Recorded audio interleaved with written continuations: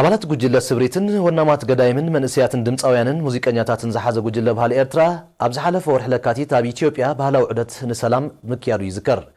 ከማ አካል ናይ ዚያ ሞንጎ ኤርትራን ኢትዮጵያን ዝተጀመረ ባህላዊ ዑደት ድማ ጉጅለ ባህል ኢትዮጵያ ሎሚ አስመራ አትያላ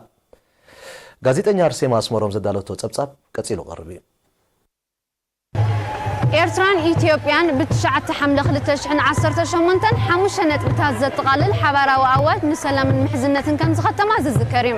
ሓደ ካብ ዓንታት ናይ ታሪኻዊ ስምምዕ ድማ ኣብ መንጎ ክልቲአን ሃገራት ጥቡቕ ፖለቲካዊ ቁጠባዊ ማሕበራዊ ባህላውን ጸጥታውን ምትሕብባር ክህሉ ዝብል እዩ በዚ መሰረት ወናማት ስነ-ጥበባውያን ዝሓቆፈት ጉጅለ ባህሊ ኤርትራ ኣብ ወርሒ ለካቲት ኣብ ዝተፈላለዩ ቦታታት ኢትዮጵያ ዑደት ምክያዳ ዝዝከር እዩ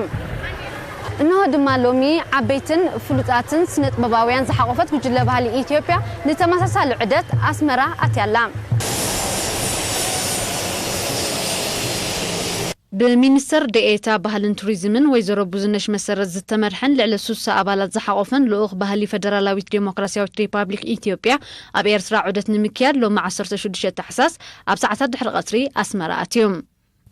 እቲ ካብ ሚኒስትር ባህልን ቱሪዝምን ሚኒስትር ጉዳያት ወጻኢ ሃገራዊ ቲያትር ፍሉጣት ድምጻውያንን ሙዚቀኛታትን ዘጠቃለል ጉጅለ ሎሚ ብመንገዲ ኣየር ኢትዮጵያ ኣስመራ ብዛእተወሉ ኮሚሽነር ባህልን ስፖርትን ኣምባሳደር ዘመደ ተኽለ ቀዋሚ ተጸዋዒ ኤርትራ ብሕብረት ኣፍሪካ ኣምባሳደር ኣርኣያ ደስታ ኣምባሳደር ፌደራላዊ ዲሞክራሲያዊት ሪፐብሊክ ኢትዮጵያ ኣብ ኤርትራ ኣቶ ሪድዋን ሁሴን ከምኡን ማሕበረሰብ ባህልን ስነ-ጥበብን ኣብ ኣህጉራዊ ማዕርፎ ነፈርቲ ኣስመራ ድሙቕ ኣቀባብላ ገይሮምሎም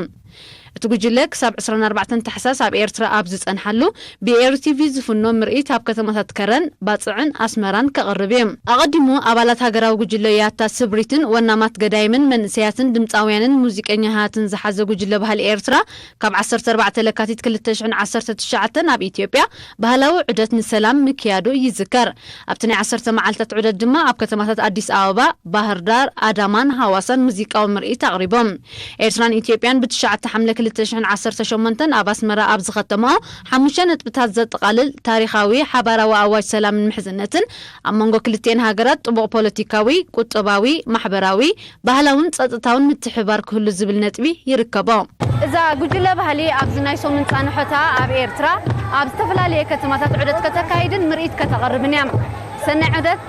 ጽቡቕ ምስትምቓር ኣርሴማ ኣስመሮም ካብ ኣህጉራዊ ማዕርፎ ነፈርቲ ኣስመራ